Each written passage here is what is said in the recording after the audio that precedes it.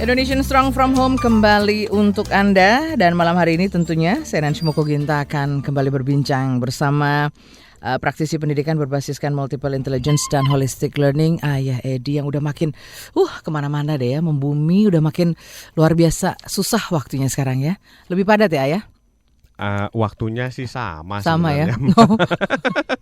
Cuma aktivitasnya mungkin makin lebih padat banyak ya.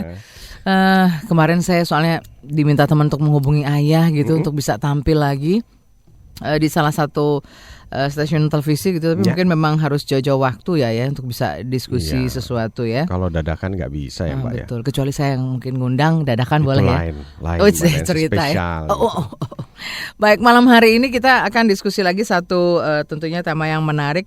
Kenapa tadi saya sedikit mungkin lebih lebih santai ngobrolnya sama Edi karena memang tentunya kita punya satu sisi di mana sisi walaupun kita dewasa kadang-kadang kekanak-kanakan itu muncul. Nah, bagaimana sebetulnya kita bisa menikmati sisi ini? Nah, ini yang akan nanti coba kita diskusikan. Kita akan coba lihat bagaimana sebetulnya melihat sisi yang unik ini menjadi sebuah kekuatan, menjadi sebuah kecerdasan.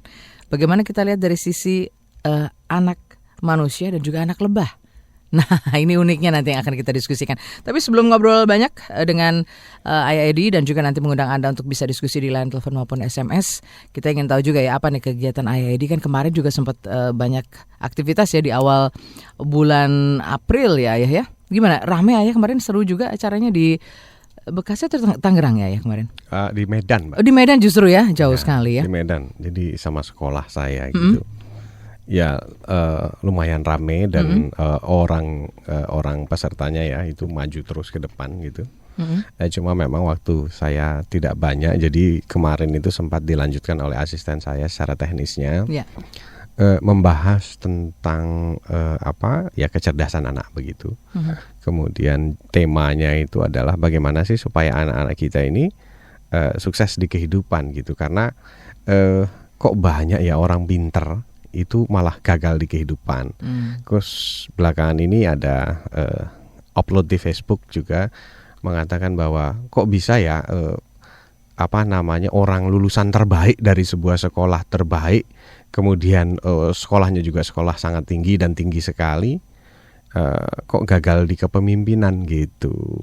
Nah, padahal banyak orang yang sekolahnya biasa-biasa saja, orangnya biasa-biasa saja malah jago memimpin berbagai macam perusahaan, bisnis dan sebagainya. Nah, nanti kita lihat ya di mana sebetulnya ada missing linknya ya. Iya. Oke, kita akan hadirkan terlebih dahulu. Ini ada persembahan dari Carmen. Kita ingin lihat bagaimana sebetulnya kita bisa kekanak-kanakan ya.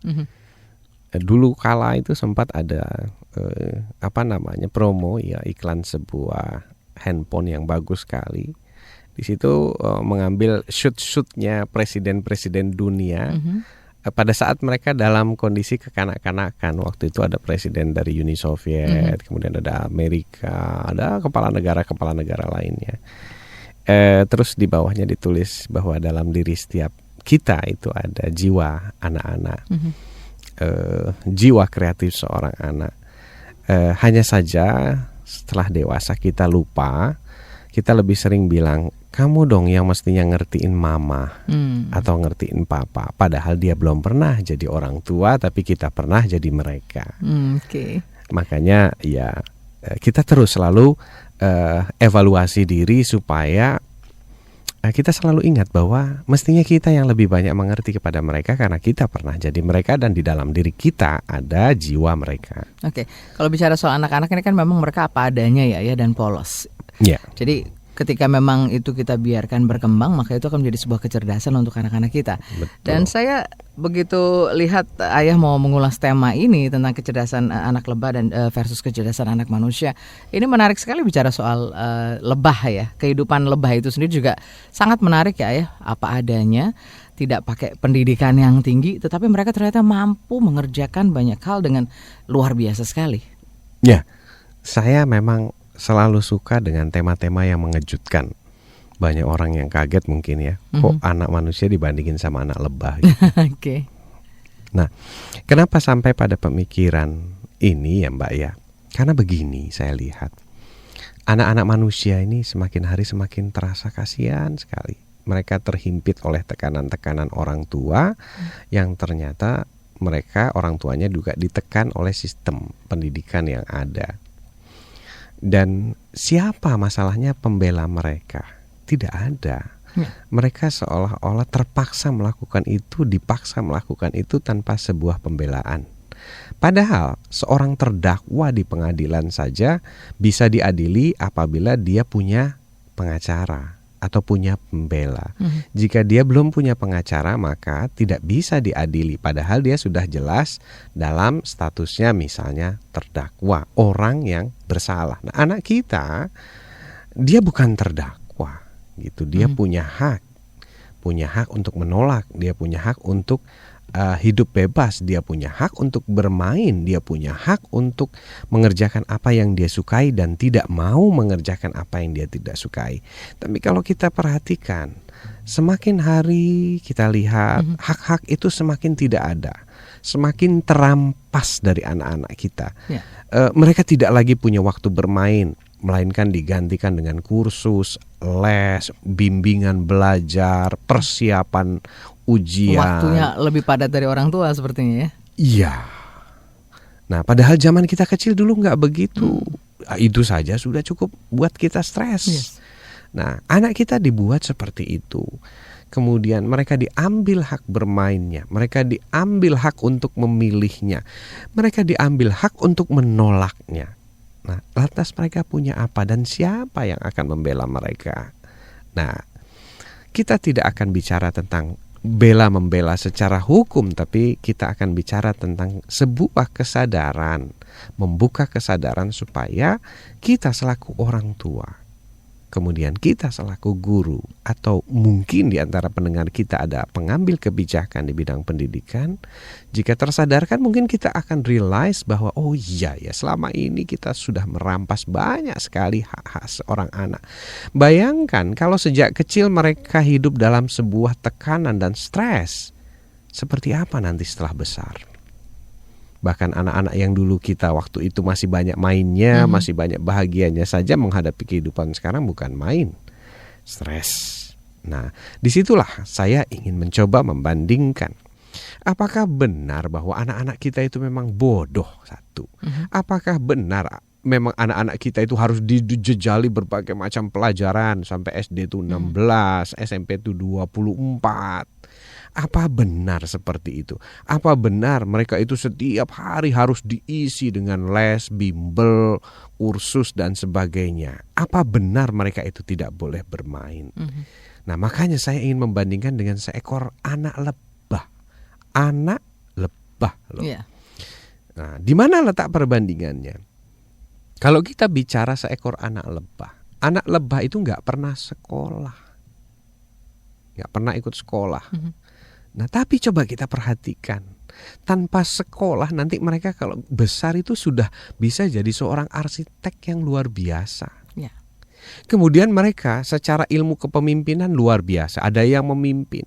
Kemudian mereka memilah-milah, membentuk sebuah tim. Ada tim pelindung yang memiliki sengat, ada tim pekerja yang disebut lebah pekerja, ada tim penjaga, ada ratu yang memimpin dan sebagainya. Mereka sangat teratur, harmonis ya kehidupannya, tanpa sekolah loh. Nah, sampai suatu ketika seorang ahli lebah itu melakukan penelitian. Kok bisa lebah ini sepintar ini, Mbak? Bahkan kalau diteliti lebih dalam lagi, kita mau buka ya, di YouTube itu ada videonya. Saya punya menyimpan banyak di YouTube itu. Ternyata kalau kita bicara tentang dunia arsitektur lebah, itu sangat-sangat menakjubkan. Meskipun anak-anak lebah ini dulunya nggak bersekolah. Yang pertama yang menakjubkan, yang paling menakjubkan dari semua yang menakjubkan adalah bentuk sarang lebah itu heksagonal. Heksagonal, jadi seperti seluler ya. Nah, bentuknya kalau sudah jadi ya ada yang bulat, ada yang agak lonjong, tapi isinya itu heksagonal. Nah, pada saat pembuatannya, nah kalau kita manusia membuat sesuatu itu kan biasanya dari tengah ke pinggir, Mbak, atau urut kacang ya, dari atas ke bawah, kanan ke kiri. Tapi kalau lebah enggak, Mbak. Dia dari 4 dan 5 sisi atau 4 sisi, 5 sisi, 6 sisi ketemunya di tengah. betul. Dan begitu ketemu itu jadinya kok ngepas heksagonal, tidak ada yang lebih, tidak ada yang kurang. Betapa menakjubkannya mereka. Betul, punya perencanaan yang matang dan tadi ya betul-betul mengukurnya sangat sangat akurat, perhitungan ya. Sangat akurat sehingga ketemu di tengah itu persis dapatnya heksagonal juga. Coba bayangkan kita bikin gambar saja, nggak usah bicara bangunan ya, gambarnya saja bayangin. Itu sudah sulit, Mbak. Nah kemudian waktu membuat sarang lebah itu bentuknya dia punya kemiringan 10 cm untuk menyimpan madu-madu tadi. Jadi madunya masuk di situ. Nah kemudian kenapa yang dipilih segi 5? Kenapa enggak segi 6 ya? Kenapa enggak segi 5? Kenapa enggak segi 4? Ternyata setelah diukur-ukur, apabila kita punya tanah ruangan digunakan untuk gudang, nah gudang penyimpanan yang paling bisa menyimpan banyak itu apabila bentuknya heksagonal. Nah ini dikerjakan oleh lebah yang dulu waktu masih anak-anak mereka bermain bebas. Nah pertanyaannya adalah dari mana kepintaran ini?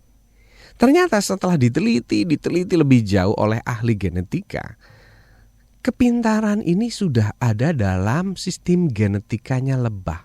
Jadi dalam gennya, struktur gennya, spiral gennya. Bahwa mereka sudah tersistemik dalam gen itu, bahwa mereka nanti akan mampu melakukan pembuatan sarang yang luar biasa, pembagian sistem kerja, dan sebagainya, dan sebagainya.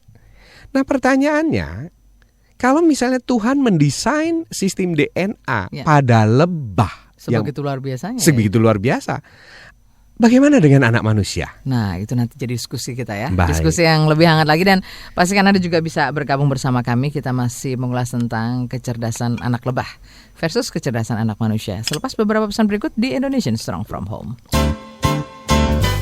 Masih Anda ikuti Indonesian Strong From Home bersama Ayah Edi, praktisi multiple intelligence dan holistic learning.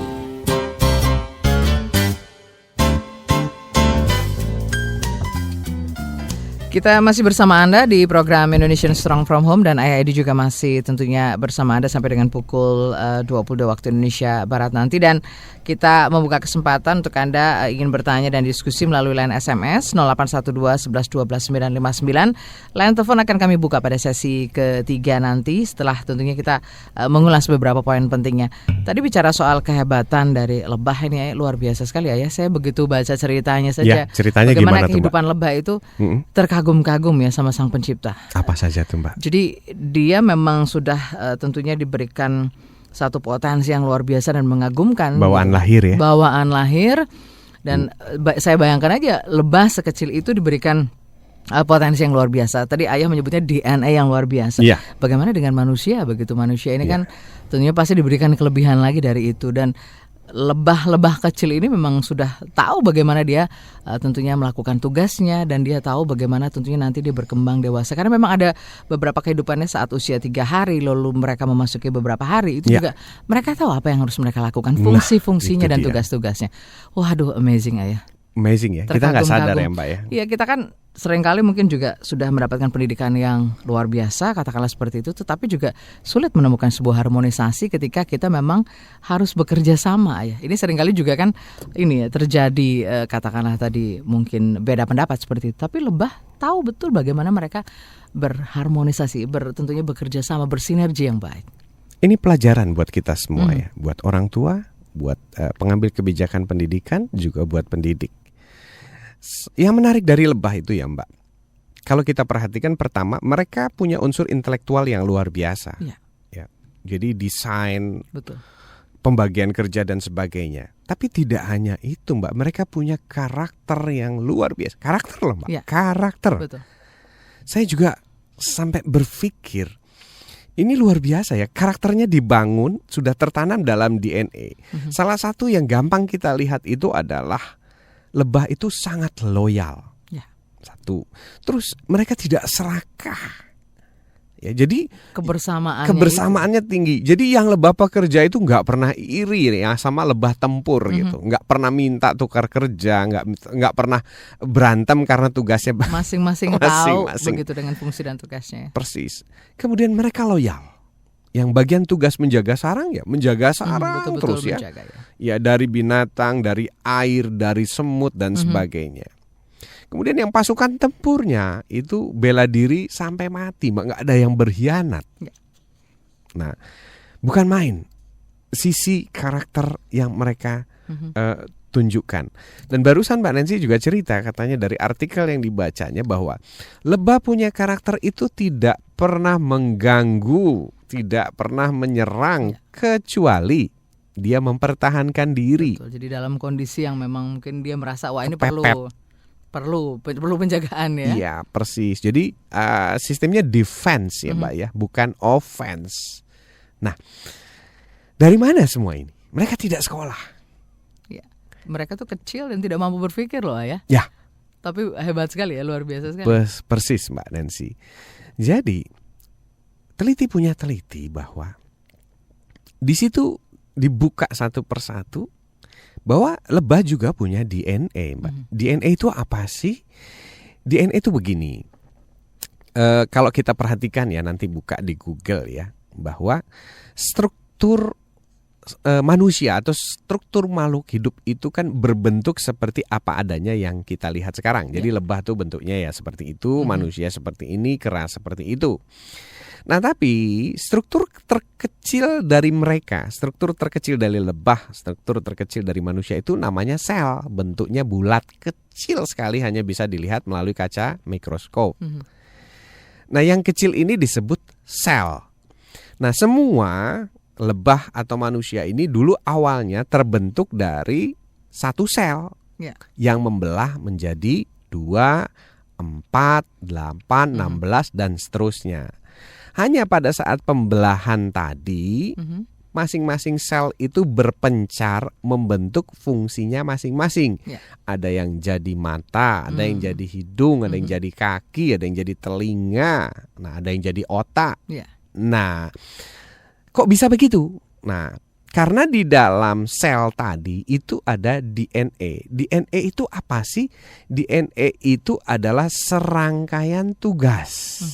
Jadi kayak daftar ya, daftar cuma ini dalam bahasa yang awam ya, daftar untuk memerintahkan pada masing-masing sel, nanti kamu jadi ini ya, nanti kamu jadi ini, kamu jadi ini, kamu jadi ini, kamu jadi ini. Nah, sampai itu sedetail, kamu nanti punya kehebatan ini, kamu punya kehebatan ini. Yang satu nanti kamu akan tumbuh sengat, yang satu enggak. Kemudian yang satu lagi misalnya bisa ini, yang satu lagi bisa bertelur banyak. Nah, itu kerja dari sebuah proses DNA. DNA itu memberi surat perintah kerja kepada masing-masing sel untuk membuat kehebatan demi kehebatan. Yang pada akhirnya kita ketahui lebah mampu melakukan kehebatan yang luar biasa di bidang arsitektural atau intelektual atau intelijensia plus karakter. Nah, pertanyaan besar buat kita. Dalam struktur kehidupan yang ada di bumi ini, kalau kita lihat yang paling mulia itu manusia. Katanya yang paling tinggi itu derajatnya manusia. Nah, pertanyaan besar tentunya, bagaimana dengan manusia, anak manusia? Bagaimana dengan DNA anak manusia? Apakah Tuhan itu mendesain DNA anak manusia itu berada di bawah lebah? Pertanyaannya. Artinya, apakah Tuhan merancang DNA kecerdasan manusia itu di bawah lebah? Nah, kita jelas-jelas secara logika awam saja melihat, ya tidak mungkinlah Tuhan merancang makhluk termulianya, makhluk tertingginya dengan sistem DNA lebih rendah dari seekor lebah, kan gitu. Tapi kok pertanyaan yang menarik adalah anak-anak manusia yang pastinya kita yakin DNA-nya lebih tinggi dari lebah, kecerdasannya lebih tinggi dari lebah, kemudian bersekolah pula, berpendidikan pula, kok hasilnya itu lebih rendah jauh dari lebah, baik secara intelektual maupun karakter. Nah, pertanyaan inilah yang ingin kita sharing bersama, kita bahas bersama, mungkin kita ulas bersama di sini. Nah, jadi mungkin ada sudut pandang yang keliru dari manusia dalam melihat anak manusia.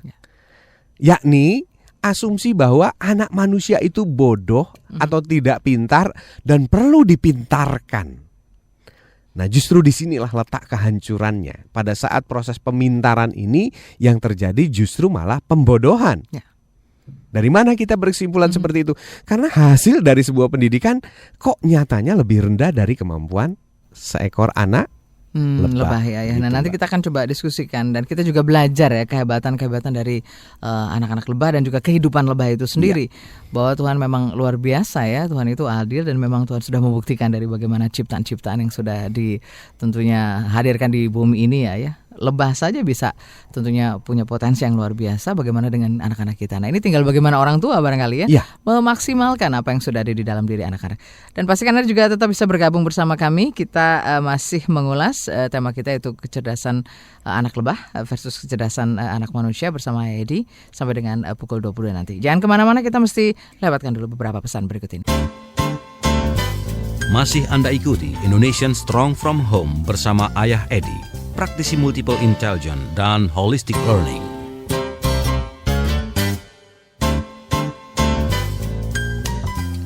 Ulasan tema yang luar biasa yaitu kecerdasan anak lebah versus kecerdasan anak manusia masih Ayah Edi angkat untuk jadi bahan diskusi kita malam hari ini di Indonesian Strong from Home, dan Anda juga kembali kita undang untuk bisa diskusi.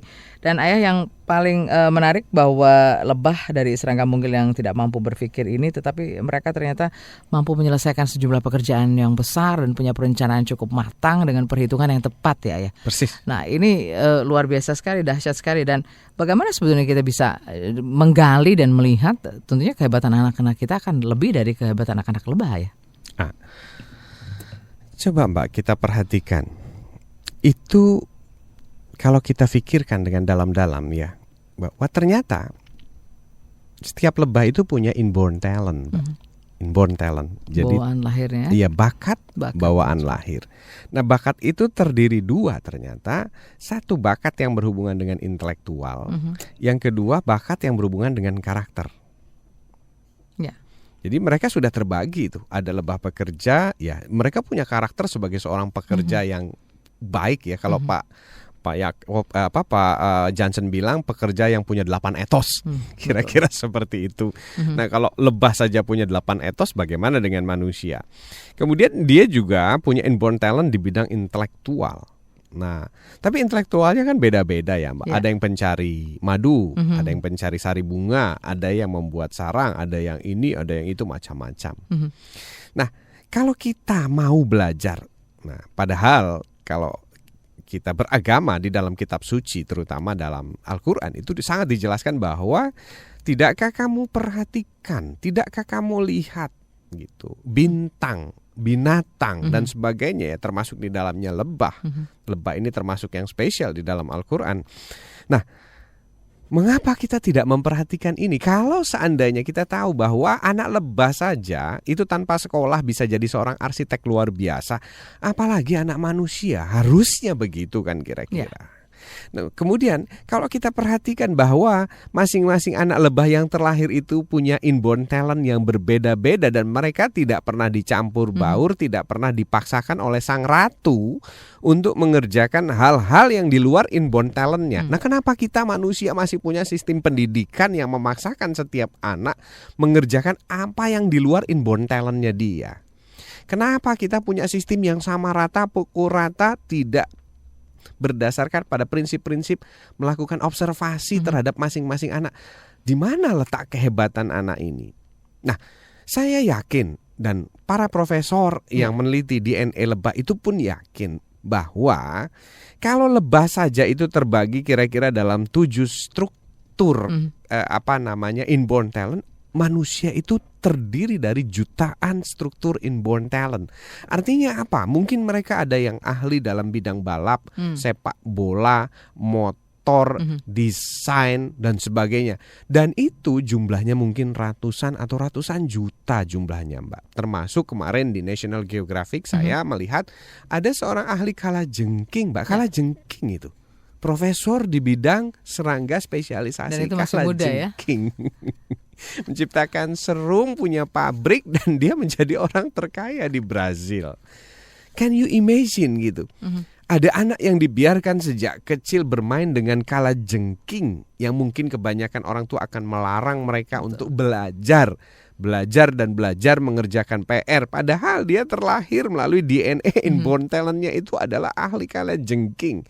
Dan berapa banyak anak-anak di dunia dan di Indonesia terutama yang dipaksakan untuk keluar dari inborn talentnya atau DNA dasarnya itu. Potensinya ya. Oleh karena itu mari sekarang kita sadari, mungkin ada yang keliru dalam sistem pendidikan kita. Mungkin ada yang keliru dalam pola asuh orang tua mengarahkan mereka untuk mencapai sukses yang konon. Sukses itu cuma ada 5 di Indonesia itu ya. Kalau ditanya anak Indonesia tahu Apa semua gitu itu. ya? Yang pertama, kalau kamu besar mau jadi apa? Oh, Ya, jawabannya apa? Ini tukang insinyur ya. Ya seperti itu. Nah, disitulah kalau seandainya ternyata sistemnya memang seperti ini, lalu apa peran kita? Kalau kita kebetulan sebagai ketua yayasan, apa yang bisa kita lakukan? Kalau kita sebagai guru, apa yang kita bisa lakukan? Kalau kita sebagai orang tua, bagaimana kita bisa menyelamatkan DNA sukses anak kita? Oke, nah Ayah, kalau kita belajar dari teladan bagaimana kehidupan lebah ini, nah apa yang sebaiknya mungkin dilakukan?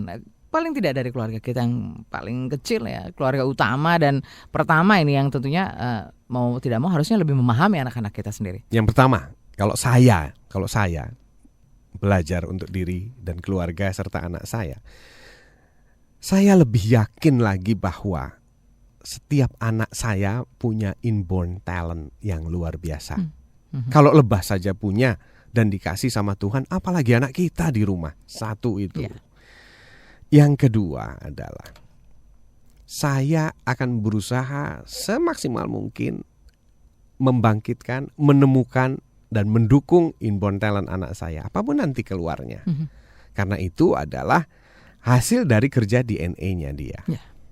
Kemudian yang berikutnya adalah tentunya saya akan melindungi anak saya dari sebuah sistem yang salah ini. Kalaupun harga yang termahal harus saya bayar adalah mengedukasi mereka sendiri dalam bentuk homeschooling. Dan banyak lagi yang lainnya. Kira-kira nanti kita bisa sharing di sini sama-sama. Oke, baik. Ini sudah ada beberapa pertanyaan Ayah, yang juga tentunya mungkin ini bisa jadi diskusi yang hangat. Dari siapakah gerangan ini ya? Oke, tidak ada namanya. Oh, dari Pak Anggono di Manado. Ayah, saya punya 2 anak laki-laki, 8 tahun, 6 tahun. Nah, ini anak-anak saya ini kreatif dan suka mencoba banyak hal yang kadang-kadang itu berbahaya. Nah, ini bagaimana cara kita mengarahkan mereka ya, sehingga mungkin mereka merasa tidak tertekan dan juga cara mengajarkan kerjasama di antara mereka. Karena mereka ternyata juga suka bersaing nih satu sama lain. Ya, Pak Anggono, begini. Yang keempat saya ingin menyebutkan, belajar dari lebah. Seandainya lebah yang tidak bersekolah saja bisa jadi insinyur dan arsitek, serta punya karakter yang luar biasa, harusnya pada saat anak kita bersekolah, mereka lebih daripada seekor lebah. Jadi kalau mereka kurang dari seekor lebah, maka tarik segera dari sekolah itu. Karena artinya sekolahnya justru memberantas DNA sukses anak kita. Sukses karakter ataupun sukses intelektual. Ya. Nah, pada saat Pak Anggono mengatakan anak saya kreatif. Nah, biasanya kalau anak kreatif itu di Indonesia umurnya itu antara kira-kira 0 tahun itu sampai 5 tahun. Nah, 6 tahun, 7 tahun, 8 tahun itu mulai pelan-pelan dipangkas kreativitasnya oleh sistem belajar tadi, yang dimana dia DNA-nya misalnya tertarik sama cacing, harus belajarnya apa begitu ya, yang dia tidak sukai. Nah, kemudian memang anak-anak kita itu didesain secara DNA oleh Tuhan untuk menguji coba segala sesuatu yang orang dewasa menilai berbahaya. Contohnya Michael Faraday, Pak. Kalau kita baca sejarahnya, Michael Faraday itu sebelum dia menemukan listrik, apa yang dia lakukan? Itu main layangan di musim hujan, di saat petir. Ya. Sehingga dia tahu bahwa di benangnya itu ada aliran petir dan ada listrik. sampai dia merumuskan rumus-rumus listrik, ion positif, ion negatif, kemudian ada arus dan sebagainya. Itu memang area berbahaya, Pak. Tapi ternyata area berbahaya itu adalah bawaan DNA-nya Michael Faraday. Nah, bayangkan kalau waktu itu orang tuanya melarang dia melakukan hal berbahaya. Nah, jadi pada saat kondisi sekarang kita jauh lebih punya informasi melalui Google, mungkin yang bisa kita sampaikan ke anak kita adalah antisipasi dari bahaya yang sangat mematikan apa, Nak? Ya. Antisipasinya. Misalnya kamu pakai sendal jepit. Nah, itu kan kita sudah tahu ya bahwa anti listrik itu adalah sendal jepit. Jadi kita tidak menjadi lagi penghantar listrik. Zaman Michael Faraday belum ketahuan itu. Nah, macam-macam yang bisa kita lakukan, Pak. Coba kita pikirkan supaya kita juga ikut kreatif. Nah, kalau kita katakan anak saya kreatif dan saya sudah pusing untuk mengelolanya, itu sebenarnya bukan pusing yang terjadi. Karena kita dulu sudah dibantai kreativitasnya, jadi kita nggak bisa ngikutin lagi irama kreativitas otak-otak anak zaman sekarang. Nah, saya mengajak Pak Anggono, sambil memperhatikan perilaku anak, sambil berpikir, dan kalau kita kalah kreatif sama dia, kita tanya ke dia, Nak, bagaimana ya caranya untuk mencegah supaya bahayanya tidak maksimal tapi menjadi minimal? Kalau misalnya kita nggak tahu caranya, bisa nggak kita cari di Google? Termasuk listrik tadi misalnya. Banyak hal yang sifatnya berbahaya, kayak misalnya vulkanologi. Lihat ahli-ahli vulkano itu datang ke Hawaii, itu ke sampingnya volcano yang sedang bergejolak gitu, untuk kawah-kawah seperti itu. Kemudian bayangkan si ahli kalajengking yang ditampilkan di National Geographic itu. Sejak kecil dia main kalajengking sampai pada besar itu megang kalajengking itu persis kayak megang mainan aja gitu, dia pegang gitu. Karena dia tahu titik-titik bahayanya, bagaimana cara memegang dan sebagainya. Jadi yang kalau misalnya anak kita kebetulan juga suka kalajengking, jadi kita akan berkata bahwa bagaimana ya Nak untuk memegang kalajengking yang tepat. Nah, itu kan bisa kita cari ya. Di sisi mana diletaknya, bagaimana caranya, pada saat apa, dan jenis-jenis kalajengking apa yang racunnya paling tinggi. Nah, itu Pak Anggono yang kalau saya lihat paradigma orang tua yang harus berubah. Itu yang mungkin perlu dilakukan oleh orang tua ya. Tidak serta-merta mungkin terkejut begitu dan akhirnya kita tidak punya solusi terbaiknya, bagaimana tentunya mengembangkan mereka lebih jauh ya dengan apa yang mereka ingin tahu. Kalau kita sering-sering nonton ya National Geographic, Discovery Channel, ahli-ahli hiu itu kurang berbahaya gimana itu? Kalau nggak ada yang ahli di bidang itu, kita juga nggak akan tahu lebih banyak ya, dapat informasi lebih banyak ya. Persis. Maka itu kita perlu juga banyak ahli-ahli yang luar biasa tentunya. Itu kita harapkan dari anak-anak kita ya. Nah, anak-anak kita pasti punya DNA itu. Mereka untuk menjadi ribuan ahli. Kalau lebah itu kan cuma sekitar 7 ya, 7 pembagian tugas ahli. Anak kita ini mungkin ribuan, Mbak, ribuan ahli. Ada yang kameramen, ada yang sutradara. Seperti Mas yang di sebelah saya ini ya. Kira-kira seperti itu. Nah, ini kan sebuah keahlian, itu sebuah panggilan jiwa. Tidak semua orang mau melakukan ini dan tidak semua orang bisa melakukan ini dengan baik. Hanya orang-orang yang di dalam DNA-nya sudah ditanam oleh Tuhan dan diberikan kesempatan untuk memunculkan itu. Betapa banyak anak-anak kita yang terampas DNA suksesnya itu. Oke, baik. Mudah-mudahan menjawab Pak Anggono. Terima kasih sudah diskusi dan ini bisa jadi inspirasi. Kita juga butuh tentunya orang tua ini melihat dari sisi yang lebih positif dan mencoba kreativitas kita lebih lagi. Kita sudah ada penelpon yang ingin sharing dan diskusi juga. Selamat malam, Smart FM. Selamat malam. Selamat malam. Dari siapa, di mana Pak? Dari Pak Anwar. Pak Anwar, silakan Pak Anwar. Ini Pak Ayati ya. Iya. Anak saya ini sebenarnya kreatif ya. Dia tuh dikasih komputer. Usia berapa Pak anaknya? Usianya 11 tahun ya. 11 tahun ya. Laki-laki atau perempuan? Laki-laki. Oke. Jadi ini kadang-kadang cuma dia itu saking pengennya banyak kegiatan, akhirnya dia kalau main tuh suka main game itu suka kebablasan. Aslinya kalau saya 2 jam jadi 3 jam gitu. Nah, ini anak-anak ini pinginnya jadi astronot. Tapi kalau saya lihat materialnya bagus. Terus pokoknya dikasih barang-barang pun terus sebagainya kok bisa sendiri tanpa dikasih tahu bisa gitu. Kira-kira ini ke arah mana ini kira-kira cita-citanya anak saya ini? Baik, Pak Anwar, terima kasih. Nanti kita diskusikan. Kita masih ada penelpon satu lagi. Selamat malam, Smart FM. Assalamualaikum. Waalaikumsalam. Dari siapa, di mana Pak? Saya Komar di Semarang, Ibu. Silakan Pak Komar. terima kasih. Sugeng dalu Pak Komar. Sugeng Waalaikumsalam. Lama gak ketemu Ayah, sehat? Ya, alhamdulillah Pak Komar. Ya. Silakan Pak. Oke, saya sepakat dengan ilustrasi Ayah tentang lebah itu, sepakat sekali. Tetapi begini Ayah. Ya. Fenomena yang terjadi di masyarakat kita, di dunia pendidikan kita, Ya. sudah seperti itu. Ya. Bahwa anak itu mau dikemanakan tuh kadang tidak jelas. Ya.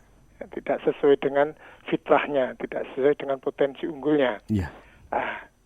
Langkah kita sebagai orang tua harusnya seperti apa untuk mensikapi dunia pendidikan yang sudah seperti itu. Ya. Itu yang pertama. Yang kedua, tadi pagi saya barusan berbagi dengan para orang tua murid. Ada salah satu pertanyaan yang sedikit saya minta komentarnya Ayah begini. Ya.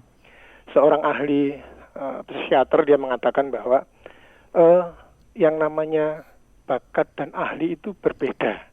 Ya. Nah, hal itu saya sanggah, tidak. Ya. Itu akan lebih baik kalau seseorang itu dia menjadi ahli pada bidangnya, pada bakatnya. Itu akan lebih baik, saya bilang gitu. Ya. Memang fenomena yang terjadi di masyarakat banyak seorang ahli tapi itu tidak sesuai dengan potensinya. Ya. Seperti itu, mohon komentarnya. Terima kasih Ayah. Ya. Terima kasih Pak kembali. Komar. Selamat malam, Waalaikumsalam. Kita akan diskusikan pertanyaan Pak Anwar dan juga Pak Komar tentunya selepas beberapa informasi berikut ini. Masih Anda ikuti Indonesian Strong from Home bersama Ayah Edi, praktisi multiple intelligence dan holistic learning.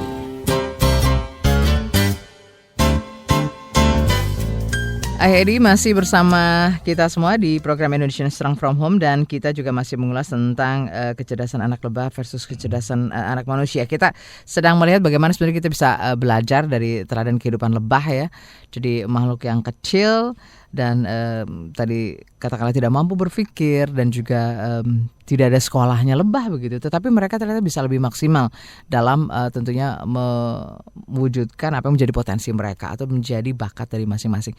Kita ada 2 pertanyaan tadi yang belum sempat kita jawab. Ini Pak Anwar, anaknya suka pada hal-hal yang berbau ini ya. Ini mungkin sains ya. Lalu yang Pak Komar tadi bagaimana menghadapi fenomena seperti ini dan orang tua harus punya sikap seperti apa? Ya, DNA atau DNA itu kan bahasa sains ya Mbak ya.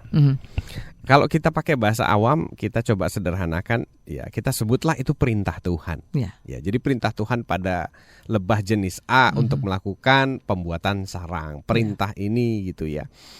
Nah, kita pertama ini harus yakin dulu bahwa kalau lebah itu punya DNA bawaan lahir di bidang intelektual dan karakter, kita harus yakin dulu bahwa anak kita juga punya ternyata. Nah, hanya kalau lebah itu kan berulang turun-temurun ya terjadi 7 hal tadi kan. Ada pencari, ada pelindung, ada pembuat, ada apa begitu ya. Nah, sementara anak kita kan nggak cuma 7 tapi ratusan mungkin ribuan banyaknya. Jadi yang pertama tugas kita ini pertanyaannya kan nyambung sama pertanyaan Pak Komar. Iya. Yang pertama adalah mengubah paradigma pendidikan. Nah, di luar negeri itu paradigma pendidikan begini. Mendidik itu adalah menjadikan anak kita atau membantu anak kita tumbuh sesuai dengan keinginan Tuhannya. Jadi Tuhannya loh. Ya. Nah, kalau dulu mereka di luar negeri termasuk kita di Indonesia, mendidik itu diterjemahkan sebagai menjadikan anak kita sesuai keinginan orang tuanya. Jadi orang tuanya mau begini ya anaknya harus ngikuti. Itulah makanya terjadi kalau bapaknya profesinya A, anaknya A, cucunya A begitu. Karena keinginan kita. Betul. Nah, ternyata setelah temuan DNA ini yang pertama kali dirubah dalam paradigma pendidikan internasional adalah bahwa mendidik itu adalah menjadikan mereka sesuai keinginan Tuhannya. Jadi masing-masing anak beda-beda. Nah, pertanyaannya adalah dari mana kita bisa melihat DNA atau perintah Tuhan tadi atau sesuai keinginan Tuhan tadi? Yang pertama itu dari hal-hal kecil yang ditunjukkan anak kita sejak lahir dan balita sampai besar. Ambil contoh Steven Spielberg.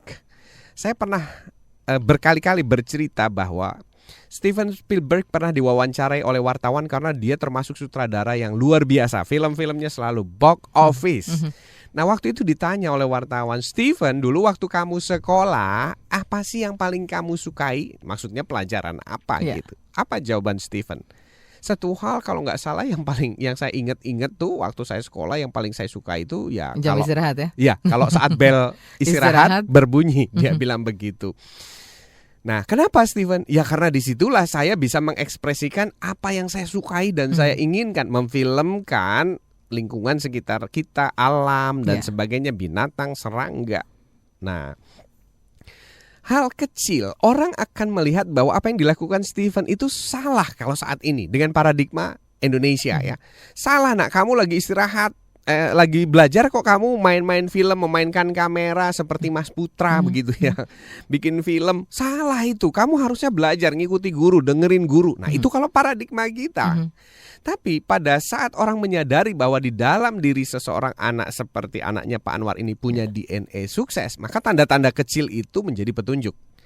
Jadi waktu Stephen mulai menyukai kamera dan mulai lebih menyukai jam istirahat daripada jam belajar, itu artinya DNA suksesnya itu mengarahkan dia ke dunia perfilman. Nah kalau seperti ini halnya ya, apa yang mungkin perlu disikapi orang tua? Seringkali kan hal ini menjadi sesuatu yang tidak biasanya begitu. Nah, yang pertama Pak Anwar, kalau anak kita ternyata mengarahnya ke game, hati-hati, itu ada dua hal. Apakah memang benar DNA-nya dia akan menjadi seorang perancang game atau gamer juara dunia, atau hanya dia bosan, jenuh, stres karena terlalu banyak mata pelajaran di sekolahnya dan menjadi tugas-tugas. pelampiasan ya. Persis. Semua orang stres akan melakukan pelampiasan. Itulah kenapa kafe-kafe laris, diskotik laris, pub malam laris, karena banyaknya orang stres. Mencari hiburan ya. Persis, pelampiasan. Anak kita kira-kira begitu. Nah, pada saat anaknya Pak Anwar bilang, aku mau jadi astronot, catat itu. Karena bisa jadi itu petunjuk seperti petunjuk yang diberikan oleh Steven Spielberg. Dan tokoh-tokoh lainnya. Di Hollywood itu ada dulu anak kecil yang gak mau belajar Pak. Kerjanya bawa alat rekam, dia ngerekam suara-suara binatang, pintu ditutup, suara angin, suara ini, suara itu. Ya begitu saja, orang-orang bilang dia tidak punya masa depan. Tapi setelah 25 tahun dia melakukan itu, masa depannya sangat cerah. Karena dia jadi supplier suara-suaranya di Hollywood. Jadi untuk pembuatan efek sound efeknya. Kira-kira seperti itu. Nah, masalahnya adalah ada orang tua yang peka melihat itu sebagai tanda-tanda DNA dari Tuhan. Ada yang kita kebanyakan belum tahu, belum ngeh atau tidak peka bahwa itu sebenarnya petunjuk yang tidak boleh diabaikan, dilalaikan. Nah karena kita lalai, akhirnya anak-anak kita semua memberikan petunjuk-petunjuk tadi terkubur lagi oleh tugas. Ayo nak, kamu PR udah selesai belum? Kerjakan tugasmu nak. Remedial dapat berapa? Siap-siap ulangan ya. Ayo tinggalin itu semua kamera-kamera kamu. Nah jadilah anak-anak yang tidak paham, tidak tumbuh sebagaimana DNA-nya, dan akhirnya tampak seperti anak bodoh, tanda kutip ya, tampak gitu. Sebenarnya itu adalah bukan anak bodoh, tapi inborn talent yang terpendam. Tidak berkembang dengan semestinya ya. Jadi Pak Anwar, saran saya adalah ayo diajak bicara terus anaknya. Difasilitasi, belikan majalah-majalah astronot, majalah-majalah luar angkasa, kemudian diajak berkunjung ke Boska, kalau perlu menabung, ayo nak kita sekali-sekali ke Amerika, lihat museum antariksa di Amerika. Kalau di Indonesia tidak lengkap misalnya begitu. Nah, seberapa jauh antusiasmenya? Cara menguji bahwa itu DNA begini caranya. Pertama, dia minatnya sangat kuat sekali. Kalau bicara itu siang malam gak pernah bosan. Yang kedua, selain minat, itu konsisten, tidak berganti-ganti. Kalau masih berganti-ganti, belum perlu diseriusi. Jadi kalau misalnya hari ini astronot, besok tentara, lusa polisi, kemudian besoknya lagi misalnya supir truk dan sebagainya. Nah itu masih kita ikuti terus sampai akhirnya dia ajak. Kenapa anak-anak kita sering berpindah-pindah? Karena lingkungan kita punya penilaian tersendiri terhadap masing-masing profesi. Jadi ada profesi yang bergengsi dan tidak bergengsi. Nah, kalau kita bandingkan dengan di Amerika, itu hampir tidak ada profesi yang bergengsi dan tidak bergengsi. Bahkan tukang sampah pun itu bisa menjadi orang terkaya di California. Asalkan you become the best ya. Asalkan kamu bisa jadi tukang sampah terbaik di negeri ini. Tukang bakso terbaik di negeri ini. Kira-kira seperti itu, tinggal Pak mungkin Anwar. orang tua menyediakan ayah ya, mungkin cukup peka begitu melihat apa yang sebetulnya menjadi misi Tuhan ya di dalam diri anak-anak itu. Dan Memfasilitasi ya. memberikan media dan sarananya ya. Nah, sebelum berangkat ke sini saya dapat telepon dari Pak Joko yang waktu itu kita undang anaknya ke sini. Itu kan baru Mas tampil Rian, ya? Mas Rian Talkshow, Mas Rian. Nah, kita sedang merencanakan untuk menampilkan Mas Andri yang pada akhirnya menemukan DNA suksesnya sebagai seorang marin biologis, dan kita sedang upayakan agar profesornya ikut ada di Smart FM nanti. Oh, talk show di sini nanti Talkshow ya. di sini. Karena Mudah-mudahan rencananya Tuhan memang pengen belajar ke Jepang katanya ya. mudah-mudahan Tuhan memberikan jalan supaya kita bisa terbuka semua, kita bicara langsung dengan testimonialnya. Oke, baik Ayah, kita sudah menjawab tadi pertanyaan dari Pak Anwar dan juga Pak Komar. Mudah-mudahan ini juga bisa bermanfaat. Dan terima kasih banyak untuk yang sudah berkirim SMS. Nanti kita akan coba diskusikan. Jangan kemana-mana, kita mesti lewatkan dulu beberapa pesan berikut ini. Indonesian Strong from Home sesaat lagi akan segera kembali.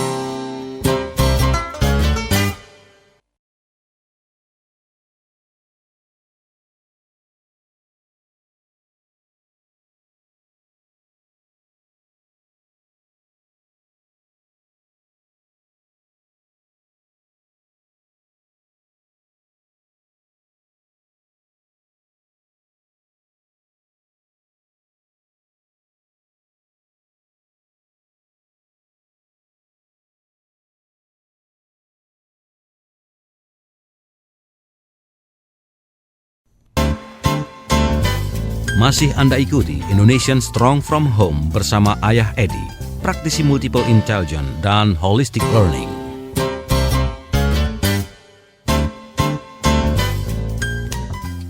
Kita kembali untuk Anda, dan ternyata diskusi makin malam makin hangat ya, apalagi panas. dengan tema kita kecerdasan anak lebah dan juga versus kecerdasan anak manusia. Ini masih kita ulas bersama Anda, dan Anda juga kami beri kesempatan untuk bisa bergabung di line telepon maupun di line SMS.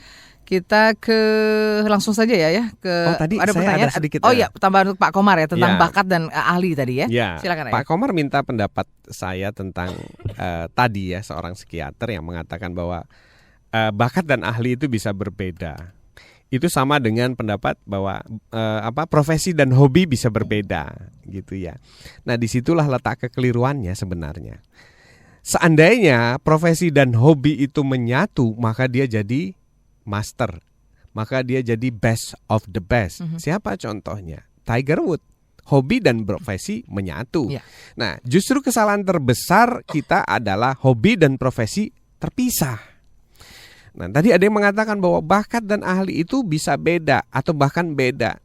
Bisa, memang kalau masalah bisa ya. Tompi itu bisa gitu. Dia jadi ahli bedah bisa. Yes. Tapi bakatnya mungkin Enjoy-nya dinyanyi. dia akan kembali ke panggilan DNA-nya dia. Dan kalau dia tekuni misalnya, dia jadi seorang spesialis, tetap dia nggak bahagia. Dia akan menjadi orang-orang yang lebih suka hari Jumat ketimbang hari Senin. Ya. Nah, di situ letak perbedaannya. Tapi kalau misalnya bakat dan ahlinya itu menjadi satu, dia all out, dia melt menjadi satu, dan dia berpotensi untuk menjadi best of the best, dan money will follow. Semua akan mengikuti, begitu kira-kira. Oke, Pak Komar, semoga tadi menjawab ya tambahan dari Ayah tanggapan tentang bidang bakat dan ahli ya. Kita beri kesempatan dari SMS, ada Pak Hidayat ya di Banjarmasin. Nah, Ayah, bagaimana cara kita mencari bidang DNA kita itu seperti apa? Saya sudah 19 tahun ini dan bingung sekali. Saya sebenarnya ingin jadi seperti apa? Ini berarti Mas Hidayat ya. Baru 19 tahun. Okay. Masih mahasiswa ini kelihatannya. Ya. Jadi gini Mas Hidayat, saya adalah contoh orang yang jangan dicontoh, karena saya dulu nyasar ya. Bekerja, memilih sekolah, berprofesi tidak berdasarkan DNA saya. DNA itu apa? Perintah Tuhan. Cara menemukannya begini Mas. Pertama yang Mas harus punya dan miliki itu adalah nyali. Kalau belum punya nyali, kita ngomong apapun percuma lah, sia-sia lah. Karena di balik nyali itu ada action, ada keputusan dan action. Nah, saya menemukan DNA saya itu usia 33 tahun. Setelah saya ketemu orang-orang yang menginspirasi, termasuk salah satunya adalah Michael Dove di Amerika yang mengatakan bahwa ya kembalilah to your calls. Ada yang menyebutnya calls, panggilan jiwamu apa gitu. Karena kamu akan menikmati panggilan jiwa itu. Nah, kalau sains menyebutnya itu adalah inborn DNA-nya. Yeah. Nah, kalau Mas Hidayat ingin menemukan caranya begini Mas Hidayat. Nanti malam kalau pas tidur ya, mau tidur. Nah, itu biasanya panggilan Tuhan atau DNA kita yang bicara itu pada saat kita ngantuk gitu ya, liar-liar kalau bahasa Jawa itu. Nah, di situ mulai kita coba bayangin sebenarnya aku nih sukanya ngapain sih? Nah, itu biasanya muncul tuh sukanya. Kalau misalnya sukanya ada 5 atau 6 atau 7 kesukaan, maka tulis 6 kesukaan itu. Setelah 6 kesukaan itu kita tulis, maka kita rating ya, mana yang paling kita sukai, kita kasih nilai tinggi. Setelah kita rating, kita mulai tahu kira-kira kita minatnya konsisten nggak di situ. Jadi ujinya konsisten ya. Kalau misalnya jadi pembicara gitu ya, terus 3 bulan bosen, ya bukan di situ. Setahun bosen, bukan di situ. Kita sudah mau 6 tahun nih Mbak di sini. Betul. Ya. Nggak kerasa ya. Udah mau 6 tahun. Jadi harus ada konsistensi. Nah, konsistensi itu lahir dari happiness. Betul. Dari passion menyukai kita passion juga, kita di situ. Jadi passion Mas.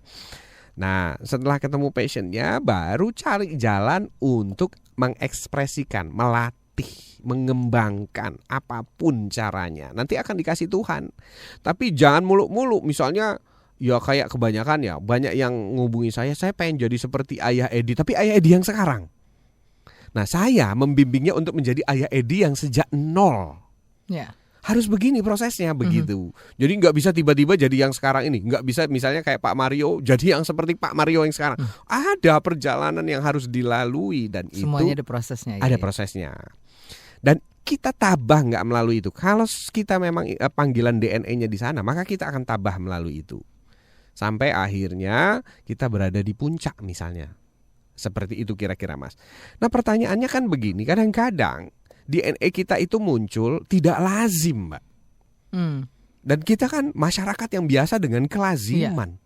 Jadi kalau seorang anak menyukai kalajengking tidak lazim, maka itu dianggap berbahaya dan tidak diperhitungkan untuk menjadi sesuatu yang besar. Kalau seorang anak tiap hari cuma ngerekam suara, nggak mau belajar, nggak mau ngerjain PR, wah ibunya marah-marah terus itu siang malam. Itu tidak masuk dalam perhitungan kita. Makanya kita hati-hati.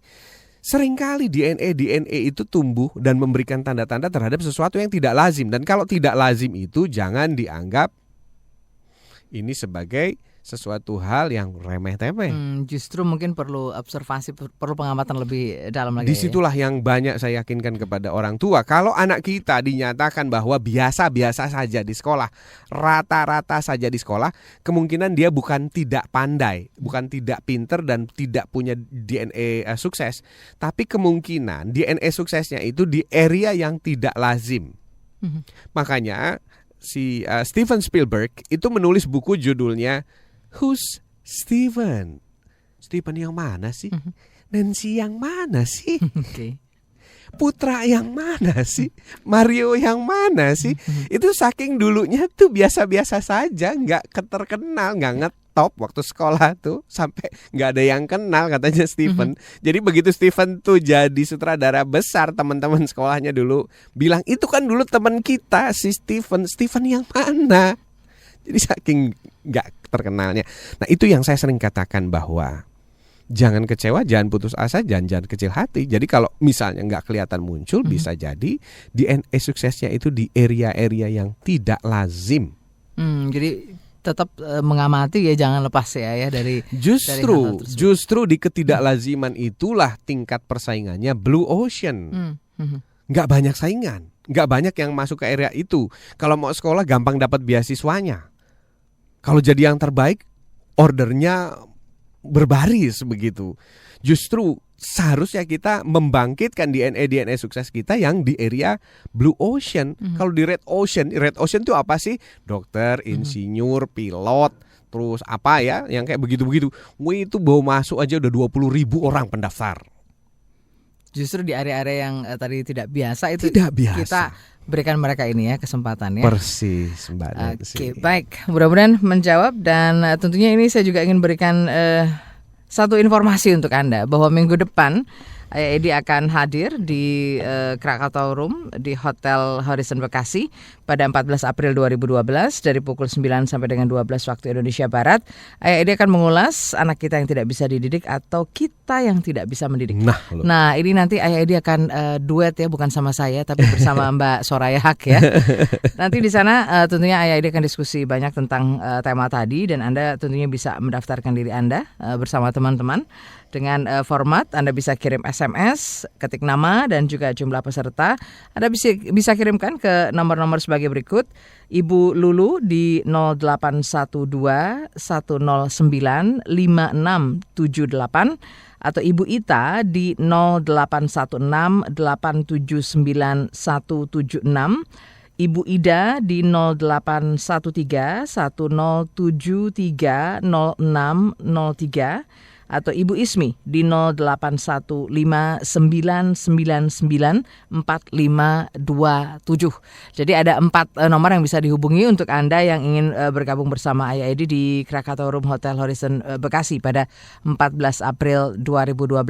Untuk informasi lebih lengkap silakan saja nanti bisa tentunya mengunjungi website Ayah ya atau juga di ayahkita.com ya. Atau di komunitas AID ya di Facebook komunitas banyak AID. informasi di sana. Lengkap di sana. Nah, ya tadi kalau kita lihat tentunya ini ada beberapa profesi yang di area tidak biasa seperti itu. Nah, orang tua tentunya untuk menyikapi hal ini gitu agar kita tahu sebetulnya wah ini yang perlu kita katakan berikan saran atau berikan media sehingga mereka bisa menjadi luar biasa. Nah, apa yang sebetulnya perlu dipersiapkan oleh orang tua ketika melihat hal-hal yang tadi tidak biasa? Nyali.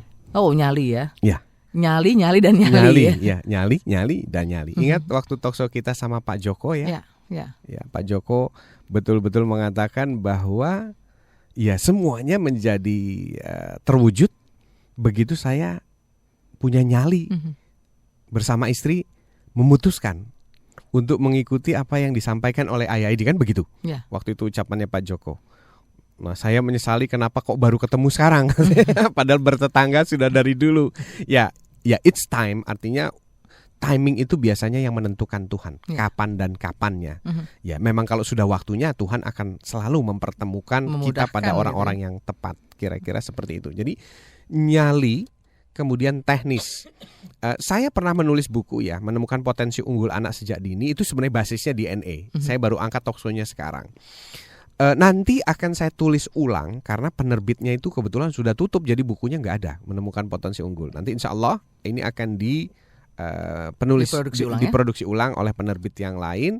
Dan buku ini saya nanti akan desain untuk bisa membimbing semua ya, orang tua, kemudian guru membimbing muridnya. Banyak sudah guru yang melakukan itu, sekolah-sekolah yang memanggil saya untuk bisa melakukan itu. Kemudian nanti yang utama itu adalah orang tua melakukan terhadap anaknya, mahasiswa, siswa SMA melakukan terhadap dirinya sendiri untuk menemukan, ayo nak, yakinkanlah dirimu, kamu tuh punya DNA sukses. Dan DNA-mu itu bisa yang lazim, bisa yang di luar kelaziman. Apabila kamu ternyata rata-rata saja di sekolah, jangan minder nak, karena mungkin bisa jadi DNA-mu tidak lazim dan tidak terdeteksi oleh sistem sekolah, makanya kamu biasa-biasa saja. Justru di situ banyak lahir orang-orang luar biasa, Mbak. Oke, mudah-mudahan menjawab. Nah, ini ada satu testimoni nih untuk Ayah ya. Ya, silakan. Dari Wilham di Jakarta. Terima kasih Ayah dan Smart FM. Berkat mendengar Smart FM khususnya Indonesian Strong from Home, saya mendapatkan panggilan jiwa saya yaitu menjadi trainer dan bisnis rumah makan. Wow, sukses luar ya. biasa. Selamat ya Wilham ya. Betul. Kapan-kapan kita mungkin perlu diundang ini Ayah ya. Ya, diundang ke Jakarta atau kalau nggak salah di Ternate nih Wilham. Untuk bisa ini melihat ya. Ya, nanti ada tim saya yang mau ke Ternate. Asik. Jadi nanti kita bisa lihat ini seberapa tentunya ini pengembangan dari bisnis Wilham sendiri ya. Sudah ada penelpon Mas Bowo, rupanya sudah kasih tanda saya, kita terima dulu. Selamat malam Smart FM. Assalamualaikum. Waalaikumsalam. Dari siapa di mana Pak? Dari Pak Taufik. Silakan Pak, boleh langsung ke pertanyaannya. Assalamualaikum Ayah. Waalaikumsalam Pak Taufik. Apa kabarnya? Alhamdulillah Ayah. Ya, silakan Pak. Kemarin setelah selesai acara kita ada beberapa peserta bertanya Ayah, karena kami belum punya kemampuan untuk itu, saya tanyakan ke ayah mewakili teman-teman. Oh, boleh, silakan. Dan Pak. kayaknya temanya berkaitan dengan malam ini. Mm-mm. Kita pengen anak-anak kita menjadi anak-anak lebah dan ayah menjadi lebah yang unggul di bidang profesi masing-masing. Lebih dari lebah Pak kalau bisa. Lebih dari lebah, benar ayah. Ya. Jadi gini, pertanyaan ayah kemarin kan bertanya, Iya. bagaimana kalau kita sudah memilih katanya sekolah, misalnya SI atau sekolah alam atau sekolah lain yang memang di luar kebiasaan atau kelaziman sekolah yang ada. Iya. Namun jenjang lanjutannya belum ada. Misalnya kayak SI, mungkin SD belum ada SMP. Iya. Kita berharapkan semua ada ya. Iya. Tapi kalau misalnya terjadi stagnan atau apa Iya. atau di kota-kota lain, Iya. bagaimana solusi untuk kelanjutan dari proses yang sudah kita buat, yang kita bina dari awal itu? Iya. Terima kasih. Terima Baik, kasih. terima ya. kasih. Selamat malam. Ada satu lagi penelpon, kita coba kumpulkan dulu pertanyaannya. Selamat malam, Smart FM. Selamat malam, Bang. Selamat malam. Ya, dari siapa, di mana Ibu?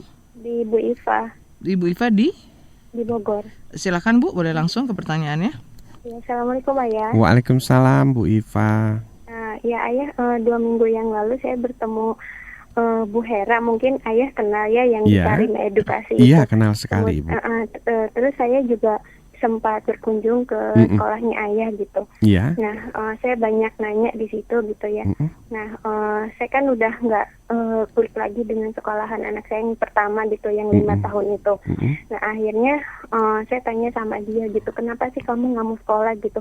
Karena waktu jam untuk belajar atas dia main sepeda itu berkurang gitu. Akhirnya saya mencoba sama abinya itu. Oke, kita coba 2 hari ya gitu untuk nggak sekolah gitu ya. Akhirnya dari mulai dia bangun tidur jam 6:30-an saya biarkan dia main gitu di luar sampai dia berkeringat gitu ya, sampai jam 9, jam 10 baru saya suruh masuk gitu. Dan ternyata dari perkembangan rasa senangnya dia itu berbeda gitu ketika dia berubah kelihatannya Bu ya. Iya, gitu. Itu untuk anak saya yang pertama gitu. Ternyata pas saya tanya, kamu memang kenapa sih suka main sepeda? Karena saya mau jadi pembalap gitu. Kan saya bilangnya gitu. Nah, terus udah gitu untuk anak yang kedua dia tuh lebih suka ke kereta ya gitu. Jadi ketika dia minta gambar, mintanya kereta lagi gitu. Terus mainan pun mintanya kereta lagi. Nah, kira-kira menurut Ayah nih, yang kedua anak saya nih, dia talentanya di mana gitu? Apa benar dia mau jadi pembalap? Terus yang kedua jadi masinis, karena waktu saya tanya dia mau jadi masinis gitu. Itu aja ya. Baik. Terima kasih Bu Iva. Iya, selamat malam di Bogor dan juga Pak Taufik. Ada 2 pertanyaan. Kita take a break dulu ya. Boleh, silakan. Selepas itu baru kita akan jawab pertanyaan dari 2 penelpon langsung di 021398338888. Masih Anda ikuti Indonesian Strong from Home bersama Ayah Edi, praktisi multiple intelligence dan holistic learning.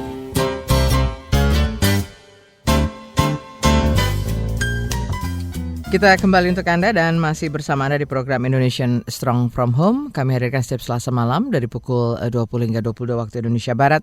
Dan kami tentunya siarkan ke seluruh jaringan Smart FM Network dan juga radio-radio sindikasi.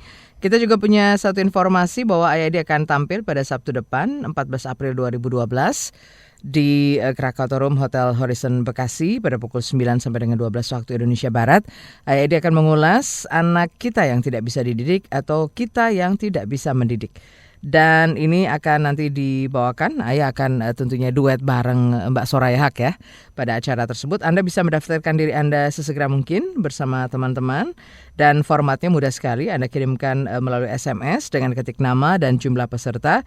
Anda bisa kirimkan ke nomor-nomor berikut, Ibu Lulu di 0812 109 5678, Ibu Ita di 0816 879 176, Ibu Ida di 0813 1073 0603 dan Ibu Ismi di 0815 999 4527. Kita balik lagi Ayah ke pertanyaan Pak Taufik. Nah, gimana nih Ayah kalau sudah memilih sekolah yang mungkin sistemnya di luar dari yang ada saat ini. Nah, jenjang kelanjutannya seperti apa? Lalu kalau Bu Iva tadi ingin mengetahui bagaimana sebenarnya talenta anak yang sesungguhnya. Ya, baik Pak Taufik dan teman-teman yang ada di Medan peserta seminar. Mungkin banyak cara kreatif ya, tapi paling tidak saat ini ada 5 cara yang ada di kepala saya ya. Yang pertama, tolong doakan supaya Sekolah Star Internasional cepat-cepat bisa ke jenjang berikutnya, SD, SMP, SMA. SD-nya sekarang sudah di Jakarta, tinggal menunggu di Medan. Kemudian nanti SMP, SMA, supaya clear gitu. Karena nanti setelah SMA ya sudah kirim ke luar negeri atau kirim ke sekolah-sekolah yang cocok, spesialis kan sudah begitu. Terus cara kedua kalau misalnya, ya ini sambil berdoa ya, bisa paralel dilakukan. Yang kedua adalah ya kalau Pak Joko itu menghomeschoolingkan ketiga-tiga anaknya, kalau Ayah Edi itu menghomeschoolingkan ketiga-tiga anaknya, dan beberapa teman-teman termasuk Pak Valentino Dinsi ya, walaupun beliau MM, MBA dan sebagainya, justru malah menghomeschoolingkan Umar anaknya. Jadi itu adalah pilihan, keberanian kita untuk melakukan itu. Itu bisa jadi satu pilihan.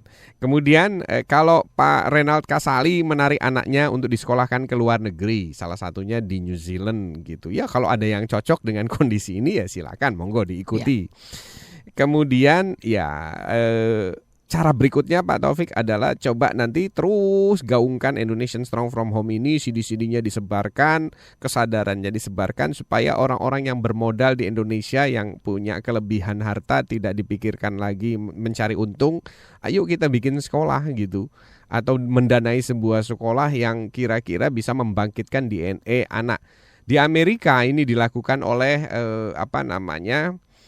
Bill Gates ya. Bill Gates melakukan ini di Amerika, dan beberapa sekolah di Abbey School itu adalah konsorsium beberapa pengusaha melakukan itu, termasuk didukung oleh salah satu pembicara Seven Habits ya. Jadi upaya kita bersama untuk mewujudkan mimpi-mimpi besar buat anak kita ya tentunya harus melalui bergandengan tangan. Tidak bisa kita sendirian, Pak. Di sini saya duduk sebagai seorang inspirator, keliling Indonesia sebagai seorang inspirator, tapi kita tetap harus bergandengan tangan. Kemudian kalau seandainya belum terwujud buat sekolahnya untuk lanjutannya seperti apa yang dilakukan Bill Gates dan teman-teman Seven Habits, ya mungkin terakhir pilihannya adalah terus ikuti Talkshow Smart FM, terus bangun kesadaran tentang sistem pendidikan yang benar. Nah, meskipun anak kita bersekolah, tapi orang tuanya dua-duanya sudah sadar akan pendidikan yang benar, jadi dia akan membantu orang tua anaknya untuk tidak lagi memaksakan anak-anaknya masuk sekolah yang unggulan dengan 24 mata pelajaran, melainkan dicarikan sekolahnya yang relatif ya biasa-biasa saja, tapi dia punya kebebasan untuk mengembangkan diri, hobi, profesi, DNA suksesnya dan sebagainya. Jadi lebih kepada orang tua yang bijak, orang tua yang mengerti apa yang terjadi sesungguhnya, dan orang tua yang bisa membimbing anak supaya memilah-milah mana anak yang perlu, mana yang tidak perlu. Misalnya contohnya kita tahu kebutuhannya. Persis, misalnya begini. Nah, nggak mungkin ada orang hebat itu 16-nya hebat. Nah, sekarang kamu pilih saja yang paling kamu sukai dari 16 mata pelajaran. Nah, sisanya cukup KKM saja gitu. Asal yang penting naik kelas, nanti kalau perlu kita bantu ya untuk bisa naik kelas gimana caranya, apakah melalui bimbingan pribadi, private les dan sebagainya. Nah, itu adalah pilihan terakhir, menjadi orang tua yang bijak, orang tua yang fasilitator, orang tua yang mengerti kondisi yang ada. Tidak seperti masih kebanyakan mayoritas masyarakat kita yang tidak paham tentang ini sehingga anaknya terus dipres sampai anaknya stres dan akhirnya melakukan penyimpangan perilaku anak dan remaja. Jadi larinya pada hal-hal yang tidak tepat begitu ya? Oh iya. Nanti kita hadirkan lagi lah Pak Joko dalam sesi kedua ya, testimonial kedua anaknya yang kedua, betapa bahwa setelah kita memberikan hal-hal yang baik, menyenangkan, membahagiakan mendukung anak, mereka ya, mendukung mereka tuh fokus pada mencapai itu dan terbebas dari penyimpangan perilaku. Mereka nggak akan berpikir hal itu karena mereka memang ingin mewujudkan apa yang menjadi sampai cita-cita Pak Joko katanya mereka. Nanti saya mau kalau tampil lagi mau bicara lebih blak-blakan lagi katanya. Mudah-mudahan nanti Tuhan akan memberikan. ada waktu dan nanti kita juga akan ketemu langsung dengan profesor yang membimbingnya. Mudah-mudahan kami sedang berupaya ini. Oke, kita lanjut lagi. Kalau Bu Iva tadi Ayah menemukan talentanya bagaimana nih Ayah? Begini Bu Iva, tadi saya sudah sampaikan di awal pada saat menjawab pertanyaan Pak Komar dan Pak Anwar ya. Jadi ya petunjuk-petunjuk awal ini kita catat. Kereta, pembalap, ayo nak difasilitasi.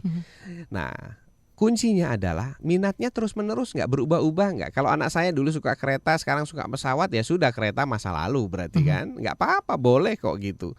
Setiap anak suka kereta dulu, mungkin karena panjangnya, mungkin karena gandengannya, sampai dia berhenti pindah. Nah, kalau berhenti pindah, ayo nak kita fasilitasi.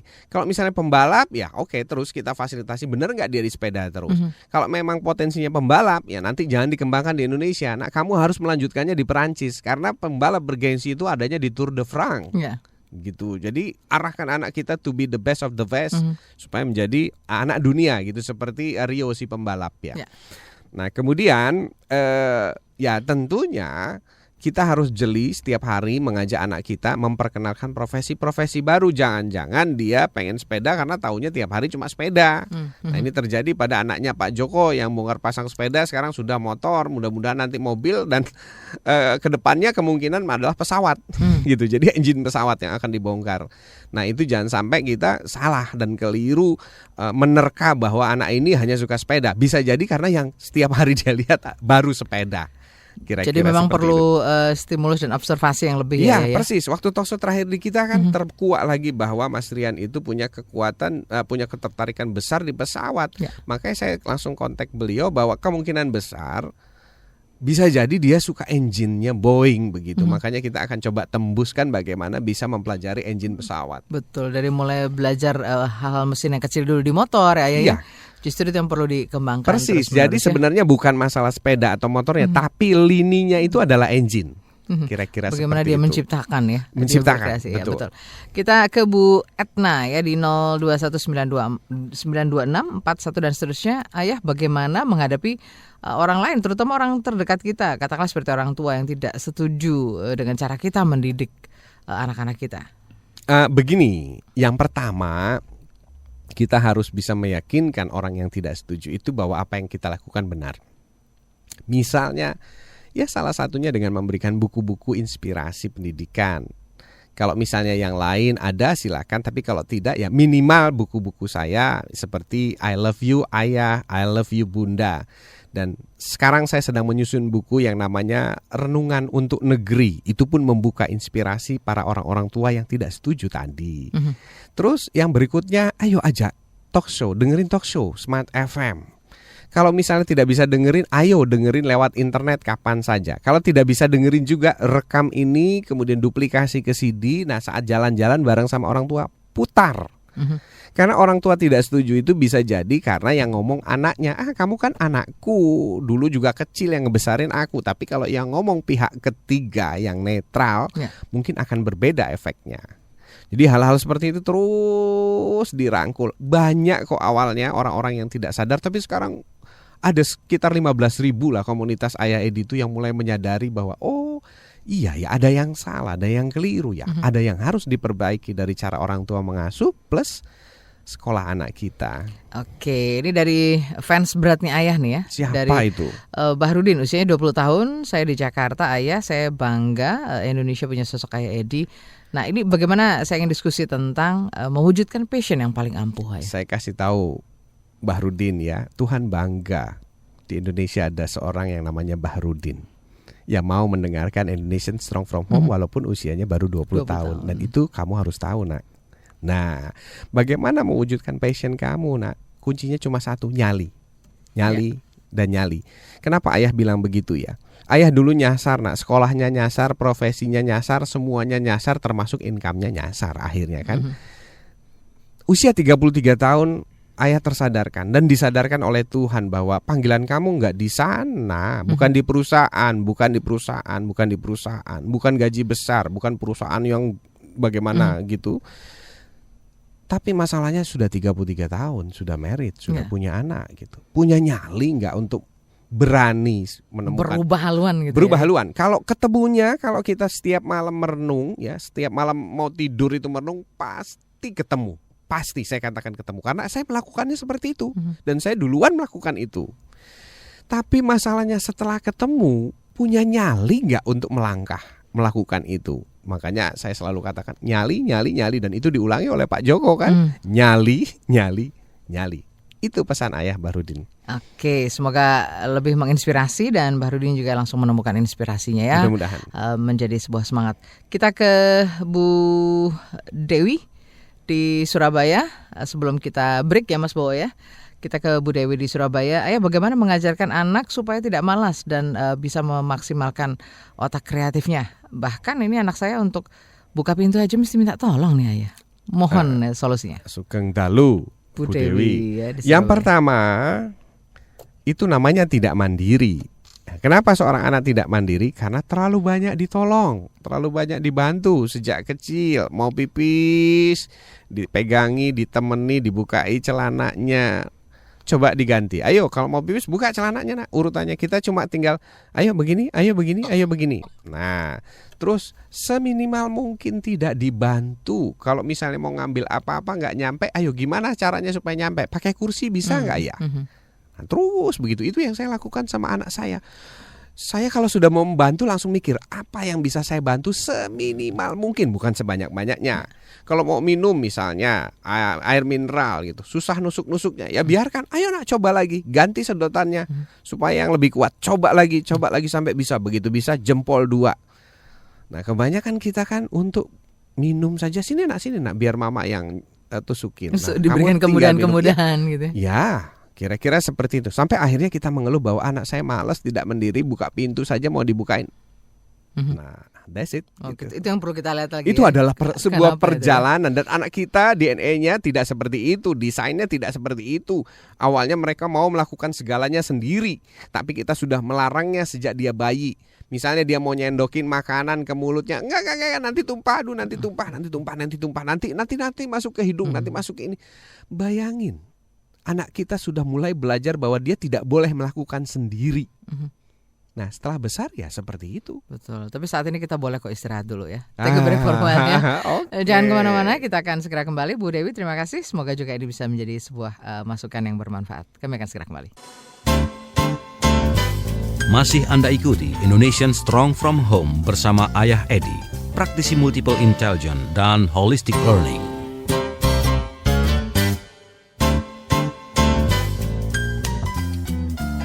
Ya, kita sudah sampai di menit ke-36 dari pukul 21, artinya Ayah Edi sisa 2 sesi lagi untuk menyapa kita. Kita masih mengulas tentang kecerdasan anak lebah dan juga versus kecerdasan anak manusia.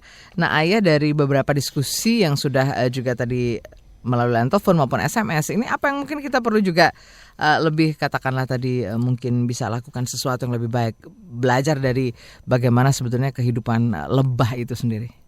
Begini, mari kita sama-sama jangan ragu bahwa anak kita itu memang pintar, gitu. Karena itu udah bawaan DNA-nya.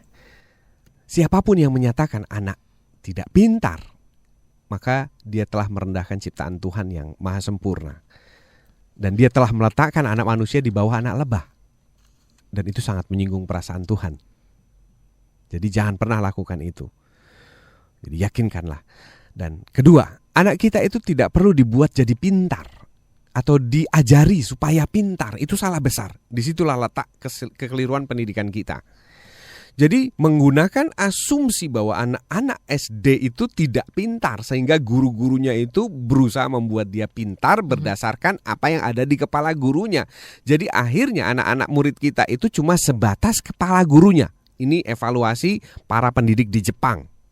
Akhirnya pola pendidikan di Jepang itu diubah. Guru itu bukan mengajari anak tapi memfasilitasi supaya anak berpendapat, berargumen dan berkesimpulan. Tidak ada yang diajari di sana. Ya.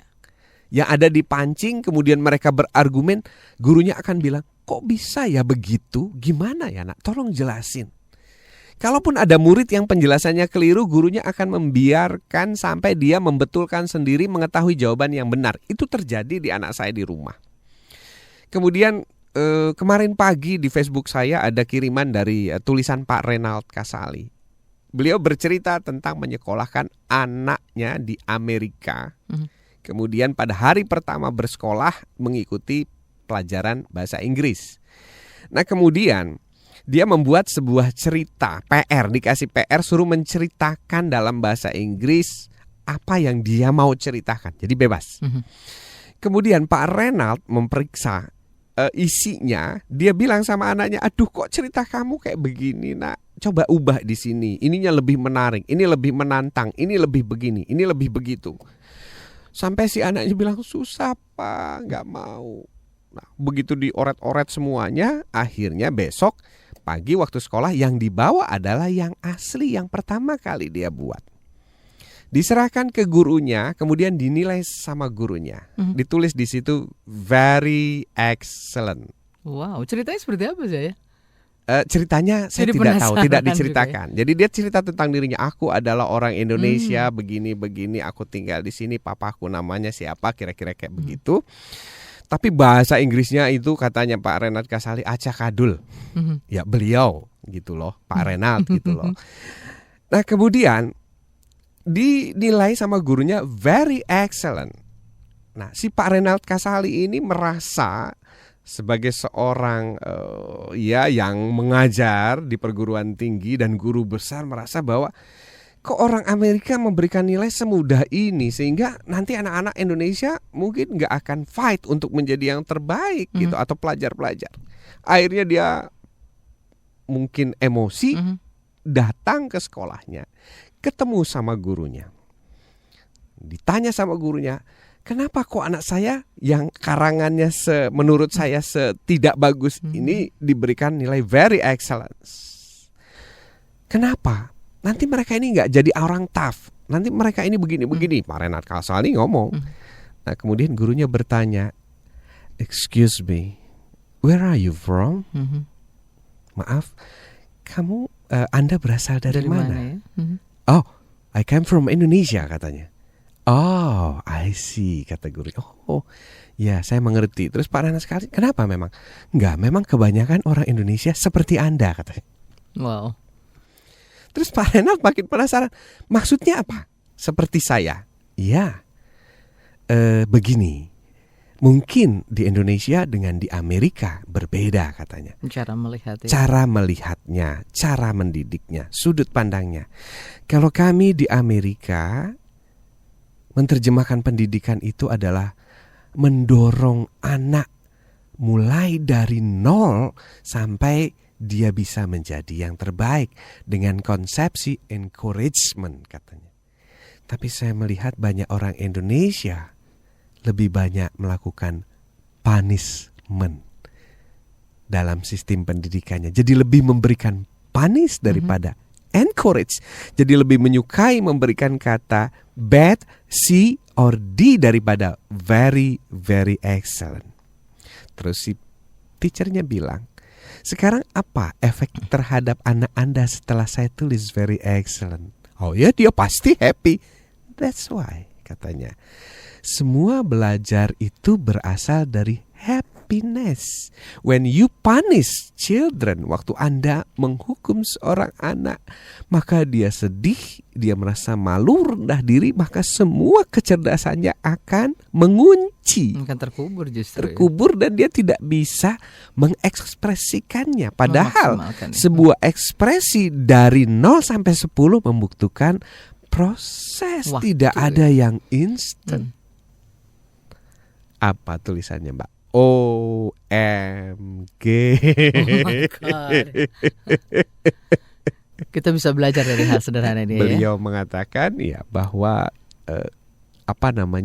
skakmat gitu ya, skakmat, karena mungkin beliau kan merasa bahwa saya guru besar di perguruan tinggi ternama, terus punya sudut pandang yang begini, dan disitulah beliau tersadarkan bahwa kita punya paradigma pendidikan itu menghukum anak dengan nilai, menghukum anak dengan strap, menghukum anak dengan PR, seperti anaknya Pak Joko, aku tidak melihat keluar lagi 500 tulisan, menghukum dengan tidak naik kelas. Makanya saya pernah katakan bahwa Malaysia saja sudah menghapuskan metodologi punishment, tapi lebih mengganti kepada encouragement. yang memberikan kerangka proses buat anak berkembang dari 0 sampai 10. Jadi sesederhana apapun yang dilakukan, kita harus mengapresiasi apa Dan yang sudah individual dikerjakan. basis, Mbak, katanya. Jadi si A dengan si B kemampuan berbahasanya tidak bisa di-compare karena anak Indonesia dengan usia berapa, dengan dia punya talented bright-nya di mana, mungkin dia tidak di bahasa. Jadi dalam kapasitasnya seperti itu dia sudah mau menyerahkan tugas. That was very, very excellent. Narik napas saya, Mbak. Oke, Pak Renal juga pasti lebih narik nafas ya Iya. melihat hal ini. Seandainya. Tapi kalau kita boleh berandai-andai, ya kita mulai dari kita dulu deh. Dari keluarga kita dulu, dari anak-anak kita dulu, dari teman-teman yang ada di Medan, teman-teman yang ada di Makassar, Bandung, semua yang mendengarkan acara ini. Nanti Indonesia insya Allah akan berubah, insya Allah. Oke, tadi tinggal kemauan kita ya. Ya. Bukan tidak bisa ya, bisa atau tidak ya, tetapi Kalau kemauan kita mau, pasti bisa. bisa. Oke, saya masih bisa melanjutkan lagi untuk satu pertanyaan lagi. Kita ke Pak Purnomo. Selamat malam, Ayah Edi. Assalamualaikum. Waalaikumsalam, Pak Purnomo. Saya seorang ayah, saya seorang bapak. Dulu saya temperamental, akibatnya sekarang anak saya sulit diajak berkomunikasi. Dan sekarang saya ingin memperbaiki semuanya. Bagaimana ya caranya agar anak lelaki saya... Berapa usia anak? Oh, nggak disebutkan Ayah. Gampang diajak bicara dan kira-kira menurut Ayah berapa nih waktu yang diperlukan untuk tentunya melakukan hal ini, karena ternyata memang beberapa anak lelaki saya ini mengalami trauma kekerasan. Baik, berapa lama, berapa cepat tergantung berapa lama dan berapa cepat keikhlasan Bapak. Itu kuncinya. Makin Bapak ikhlas, makin cepat. Makin Bapak sekuat tenaga, makin tulus, makin cepat. Dan ada magic word yang Bapak bisa lakukan kalau Bapak mau. Dan ini saya lakukan. Sebelum saya menghadiahkan sebuah magic word untuk mendekati anak, saya lakukan lebih dulu. Namanya say sorry. Minta maaf, Pak. Tulus. Ya. Dalam. 4 mata. Berdua saja. Bapak bisa ucapkan mulai dengan, belakangan ini ayah sering mendengarkan talkshow-nya Ayah Edi, nak. Dan ayah mulai tersadar akan kesalahan-kesalahan ayah selama ini, Bapak selama ini. Kenapa ini terjadi? Karena Bapak memang belum pernah sekolah jadi orang tua, nak. Bapaknya Bapak juga begitu, jadi semuanya turun-temurun kayak begini. Jadilah kesalahan itu berlanjut, dan hari ini, nak, Bapak mau menghentikan semua itu menjadi yang lebih baik. Oleh karena itu, pertama Bapak mau minta maaf, yang kedua, apakah kamu mau memaafkan? Terus berikutnya, maukah kamu membantu Bapak untuk menjadi lebih baik? Setahap demi setahap, sehari demi sehari, sebulan demi sebulan. Mulai dari yang sekarang ini suka membentak, 10 kali menjadi 5 kali, 2 kali, 1 kali, sama sekali. Mau nak membantu? Dirangkul, diajak menjadi sebuah tim. Itu yang saya lakukan sama anak saya. Dan beberapa orang melakukannya. Kalau itu tulus kita lakukan, anak kita itu pemaaf, Pak. Luar biasa, dia jiwa dan hatinya tuh luar biasa. Buktikan kata-kata saya. Oke, saya juga mau minta maaf nih. Kita mesti break dulu ya. Kita akan kembali di sesi terakhir bersama Edi, dan nanti kita terakhir akan, ya? Betul, kita akan lihat bagaimana sebenarnya kita bisa meneladani dari tema yang kita ulas malam hari ini, yaitu kecerdasan anak lebah versus kecerdasan anak manusia. Selepas beberapa pesan berikut ini. Masih Anda ikuti Indonesian Strong from Home bersama Ayah Edi, praktisi multiple intelligence dan holistic learning.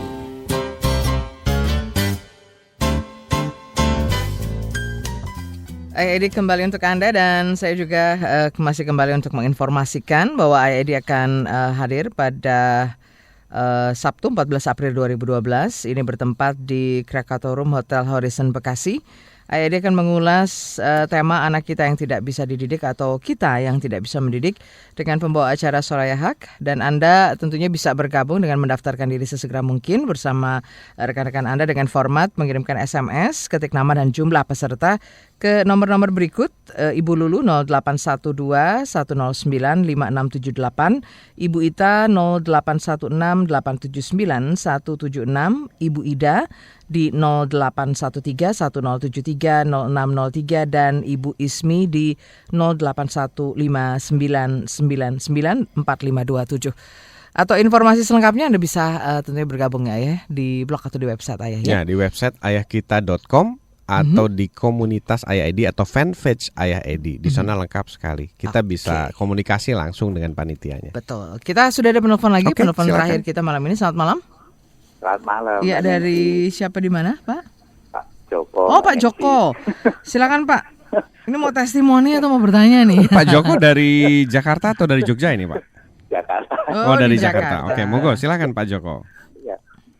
Ayah Edi, ini saya sangat tertarik yang lebah tadi ya. Karena kebetulan yang terakhir ini si Yuda ini. Mas Yuda ya. Ini kan arsitek ya. Iya. Hanya saya itu ternyata setelah homeschooling itu selalu sibuk mencarikan sekolah di mana anak-anak kami. Ternyata saya sibuknya nggak aneh-aneh ya sekarang jadinya. Jadi terarah ya, fokus. Fokus. Ya harus mencari mana yang terbaik bagi anak. Nah sekarang untuk yang ketiga ini kan harus mencarikan sekolah yang fokus pada desain interior. Nah ini yang sangat sulit sekali untuk mencari. Akhirnya kan apakah dengan anak yang kecil itu bisa saya terjunkan ke kontraktor atau desain orang-orang yang langsung bisa bekerja, karena saya carikan kursus atau sekolah atau yang pas kayaknya belum ketemu sampai sekarang. Nah ini kan dia kalau tidak mendesain itu GT, di komputer juga terbatas. Nah ini yang kayaknya saya harus mencarikan, karena ternyata kalau di desain interior orangnya udah dewasa padahal si anaknya masih kecil. Ini kira-kira pas nggak ya Ayah ya, supaya nanti, karena saya bukan lebah, kalau lebah kan sudah didesain dan mereka akan seperti tadi bisa buat satu konstruksi yang luar biasa. Sementara saya bukan seorang bukan insinyur konstruksi, bukan arsitek, saya orang surveyor. Jadi kan sangat beda sekali. Kira-kira gimana ya untuk saya terjunkan ke sana sih? Yuda ini. Baik. Terima kasih Pak Joko sharingnya, diskusinya. Selamat malam. Selamat malam. Salam untuk keluarga ya. Salam untuk Mas Andri, Mas Rian, sama Mas Yuda dan juga Ibu ya. Gimana nih Ayah, apakah boleh nih langsung diterjunkan ke lapangan ketika memang sarananya atau juga medianya juga belum kita temukan yang pas, yang tepat, yang sesuai? Gini, pertama Pak Joko bisa menggunakan fasilitas Google untuk menemukan komunitas desain interior. Kemudian bisa juga mencari ikatan desainer interior. Kemudian Pak Joko bisa juga berkunjung ke GDC, Jakarta Design Center, ya, yang ada di daerah Slipi ya kalau nggak salah. Betul. Itu nanti bisa minta info-infonya dan sebagainya. Kemudian bisa juga mulai sekarang misalnya Mas Yuda diajakin ngumpulin uang untuk nanti memonitor kalau ada pameran desain di Singapura. Nah, kenapa? Karena katanya kalau pameran di Singapura itu nanti kita bisa sekalian mengakses komunitas internasionalnya. Terus berikutnya juga biasanya yang berpameran di Singapura itu dikirim orang-orang yang bisa menjawab ya pertanyaan-pertanyaan sulit, seperti misalnya sekolahnya kemana, yang bagus bagaimana, mulainya dari mana gitu, ketimbang misalnya pameran di Jakarta. Karena banyak komentar dari teman-teman kalau di Jakarta itu lebih banyak sales-sales yang direkrut dadakan. Jadi kalau ditanya itu seringkali nggak tahu jawabannya. Jadi kalau pameran otomotif pun terjadi begitu, banyak sales-sales dadakan yang biasanya ya dipilih karena cantik, tinggi, putih begitu ya, mewakili image. Nah, mungkin itu yang awal-awal bisa kita lakukan. Nah, berikutnya adalah yang terakhir Pak Joko, yang selalu kita sama-sama pegang adalah minta tolong sama Tuhan dibukakan jalannya. Nah, nanti insya Allah dilalah bahasa Inggrisnya, nah, ketemu saja itu dengan XYZ yang kita nggak sangka-sangkakan. Nah, paling kira-kira seperti itu pandangan kami, Pak Joko. Jadi, solusinya ya kita coba dalam negeri, kemudian kita coba yang terdekat. Singapura kan alhamdulillah ya, Singapura itu selain dekat, akses internasionalnya bagus, tiketnya pun murah-murah saja ya. Kita bisa jangkau, terus jaraknya pun tidak lebih jauh daripada ke Medan atau mungkin ke Makassar ya, lebih dekat begitu. Jadi bisa dimulai dari sana. Kemudian nanti kalau misalnya anaknya mulai mau bergabung dengan bekerja, ya nggak apa-apa, silahkan saja. Sepanjang anak itu enjoy melakukannya, mungkin bisa juga mulai membantu. Saya bersedia itu, saya punya ruangan didesain oleh Mas Yuda ya. Mas Yuda, kalau mau nanti bisa dihubungi. Saya punya satu ruangan 4 kali berapa gitu ya, tipe 21. Cocoknya jadi apa nih tempatnya? Kira-kira nanti saya diberikan masukan. Karena selama ini memang saya juga lagi nyari desainer interior. Wah, ini ada nih desainer. Ada ternyata. Ada ya, ada Mas Yuda kecil. Oke, Ayah, tentunya dari tentunya apa yang kita diskusikan ini kan ada beberapa poin yang memang perlu tentunya digalakkan terus, perlu juga terus mungkin kita motivasi diri kita sendiri. Selain nyali tadi, ini kan butuh persiapan. Karena kan memang itu juga ada proses, ada waktu, sehingga kita tetap pada semangat kita untuk melakukan yang terbaik. Kalau belajar dari teladan lebah tadi, apa nih yang perlu terus memang kita bangun dalam diri kita? Iya, pertama tadi seperti Pak Joko katakan bahwa kalau lebah itu kan memang DNA-nya sudah terdesain di sana untuk bikin sesuatu tanpa perlu sekolah, dia sudah bisa. Sebenarnya Mas Yuda juga begitu. Cuma masalahnya DNA-nya Mas Yuda lebih fleksibel daripada DNA-nya lebah. Kalau lebah itu kan DNA-nya sudah mati ya, bahwa dia akan membuat desain sarang. Jadi cuma sarang saja. Bentuknya sudah pasti heksagonal. Nah, jadi disitulah yang namanya kekakuan DNA binatang. Nah, sementara manusia diciptakan oleh Tuhan punya fleksibilitas yang sangat tinggi tentang DNA tadi. Jadi kalau arsitek interior itu masih banyak pilihannya ya, interior apartemen, interior hotel, interior ini, interior itu, misalnya interior pesawat terbang, itu kan desainer juga yang merancang begitu. Nah, disitulah makanya diperlukan sekolah. Nah, peran kita yang paling penting yang saya garis bawahi adalah yakinkanlah bahwa anak kita itu terlahir pintar dan sudah membawa DNA sukses kepintarannya. Nah, tinggal kita bagaimana membantu mereka menemukan yang mana ini DNA suksesmu. Apakah di yang lazim, dan kalau yang nggak lazim ternyata nggak ketemu di yang lazim, ya kemungkinan besar di yang tidak lazim. Seperti arsitek ini kan lazim ya, tapi Mas Andri tidak lazim, Mas Rian tidak lazim. Nah, makanya kita harus punya daya jangkau, kemudian daya bijaksana pada saat menemukan, termasuk nyali anak-anak kita berada di area yang tidak lazim tadi.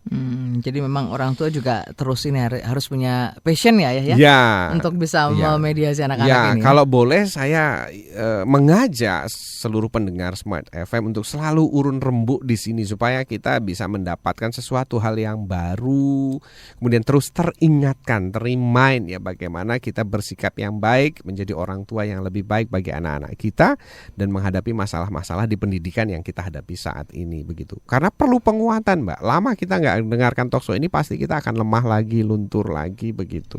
Jadi sering-seringlah bergabung. Proses penguatan itu memang harus diulang-ulang ya. Diulang-ulang. Repetitionnya ya. Iya, makanya kalau dalam agama itu iman itu kan harus terus dibangun karena iman terus. Itu turun naik. Begitu. Baik, Ayah Edi, terima kasih. Terima kasih kembali sudah menginspirasi kita malam hari ini, dan terima kasih juga kebersamaan Anda dimanapun berada. Semoga tentunya menjadi pencerahan kita, dan jangan lupa bahwa setiap Selasa kita akan kembali lagi untuk Anda, menyapa Anda. Dan Ayah Edi saya ingatkan lagi akan hadir dan akan tampil di Krakatorum Hotel Horizon Bekasi 14 April 2012 pukul 9 sampai 12 dengan bahasan anak kita yang tidak bisa dididik atau kita yang tidak bisa mendidik. Anda bisa menghubungi beberapa line telepon untuk bisa tentunya mendaftarkan diri di Ibu Lulu 0812 109 5678, Ibu Ita 0816 879 176, Ibu Ida di 0813 1073 0603, dan Ibu Ismi. Harus segera karena saya dengar seatnya tinggal 50, Mbak. Ya, Ibu Ismi di 0815 tersisa tinggal dikit. 4527. Ini tempat segera ini ya. Iya, katanya segera tinggal ya seatnya tinggal sekitar terbatas ya. 50-an Oke, jadi lebih lah. sesegera mungkin bisa mendaftarkan diri. Terima kasih sekali lagi atas kebersamaan Anda. Mas Putra juga terima kasih ya. Terima kasih, selalu Mas Putra. Ini menemani kita di sini ya selama 2 jam. Amin, Dan mudah-mudahan Mas Bowo juga menyebarkan terima juga. kasih ya sudah berbagi dengan kita. Semoga tentunya banyak hal yang bisa kita dapatkan, ada poin-poin penting ya untuk bisa Rabbal mencerahkan Alamin. keluarga Indonesia. Saya Terima Nancy kasih, Mokokinta. Saya Ayah Edi. Let's make Indonesia strong from home. Telah Anda ikuti Indonesian Strong from Home bersama Ayah Edi. Untuk konsultasi dan seminar, hubungi 0816 182 2323.